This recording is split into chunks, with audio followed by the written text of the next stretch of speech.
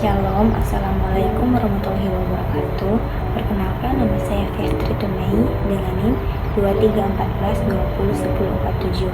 Pada saat ini saya akan mempresentasikan tugas ujian akhir semester dengan mata kuliah pemenuhan kebutuhan dasar manusia, dosen pengampu Nurse Fania Tampilan Eskep MKes, dengan judul Diabetes Mellitus.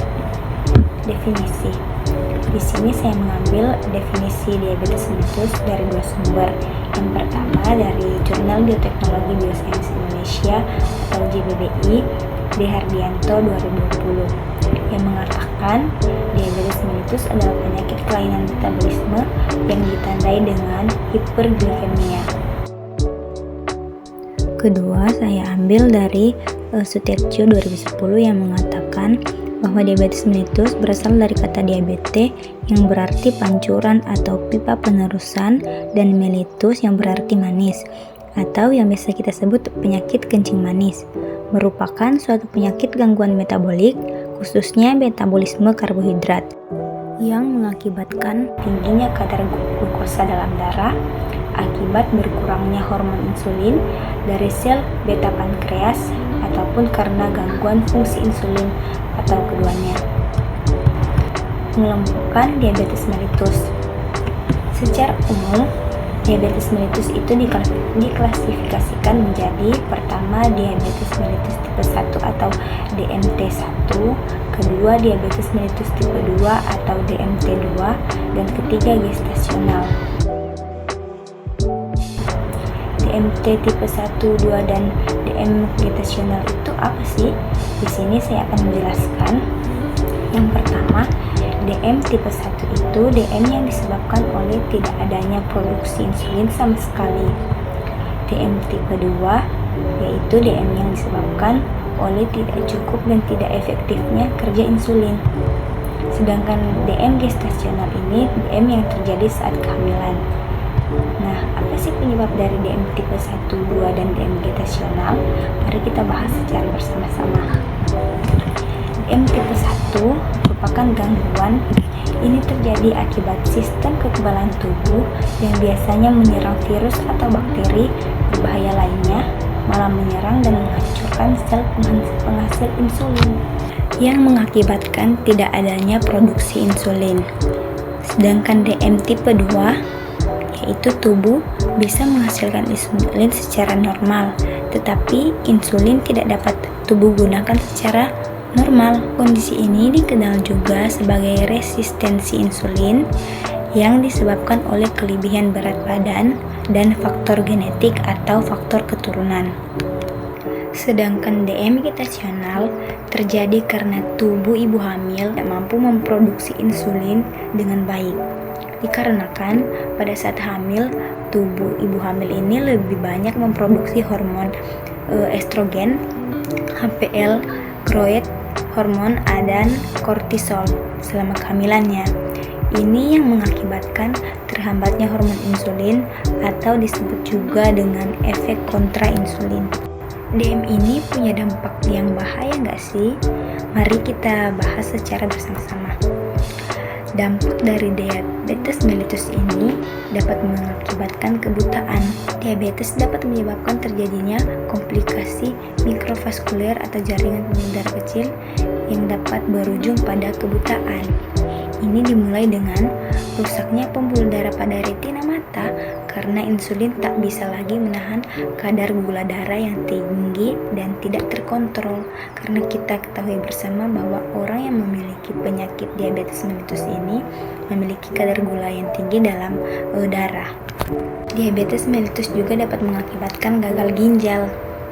Diabetes dan hipertensi secara langsung dapat memengaruhi kerusakan vaskuler atau pembuluh darah ginjal. Sedangkan pembuluh darah ginjal ini berperan penting dalam menyaring limbah dan cairan berlebih dari darah, memengaruhi kerusakan vaskuler atau pembuluh darah ginjal. Sedangkan pembuluh darah ginjal ini berperan penting dalam menyaring limbah dan cairan berlebih dari darah. Keempat, ada stroke. Nah, pengidap DM memiliki banyak gula dalam darah sehingga dapat merusak pembuluh darah. Kandungan gula berlebih dalam darah dapat mengakibatkan pembuluh menjadi kaku dan penumpukan timbunan lemak atau aterosklerosis. Terakhir ada amputasi. Pengidap diabetes jauh lebih rentan mengalami amputasi kaki dibandingkan dengan pengidap penyakit lainnya. Ini karena kebanyakan pengidap diabetes juga memiliki penyakit arteri perifer yang membuat aliran darah menuju kaki menjadi sedikit dan juga dapat merusak saraf atau neuropati diabetik pada bagian kaki. Gejala diabetes mellitus. Apa saja sih yang menjadi gejala dari penyakit diabetes mellitus? Mari kita belajar bersama. Gejala utama yaitu sering buang air kecil. Karena apa? Karena sel-sel di tubuh tidak dapat menyerap glukosa. Ginjal mencoba mengeluarkan glukosa sebanyak mungkin. Akibatnya, penderita jadi lebih sering kencing daripada orang normal dan mengeluarkan lebih dari 5 liter air kencing sehari. Kedua, cepat lapar. Diabetes lantas membuat neurotransmitter terganggu, sehingga penderita diabetes menjadi sering lapar dan sulit merasa kenyang. Selain terkait dengan neurotransmitter, rasa lapar berlebihan juga disebabkan karena tubuh penderita diabetes tidak dapat memproduksi atau memanfaatkan insulin. Selanjutnya, sering merasa haus. Itu pertanda ginjal berusaha singkirkan semua glukosa ekstra dalam darah. Dengan hilangnya air dari tubuh karena sering buang air kecil, penderita merasa haus dan membutuhkan banyak air. Rasa haus yang berlebihan berarti tubuh penderita mencoba mengisi kembali cairan yang hilang itu. Gejala tambahan. Pertama, BB turun cepat tanpa adanya penyebab yang jelas. Kesemutan, gatal di area kemaluan pada wanita, keputihan pada wanita, luka yang sulit sembuh, hipotensi pada pria, bisul yang hilang timbul, penglihatan yang kabur, mudah lelah, dan mudah mengantuk. Bagaimana cara kita mencegah diabetes mellitus? Pertama, tingkatkan konsumsi sayur dan buah. Setiap penambahan konsumsi sayur dan buah sebanyak 66 gram dapat menurunkan risiko diabetes sebanyak 25%. Kedua, batasi konsumsi gula, garam, dan lemak.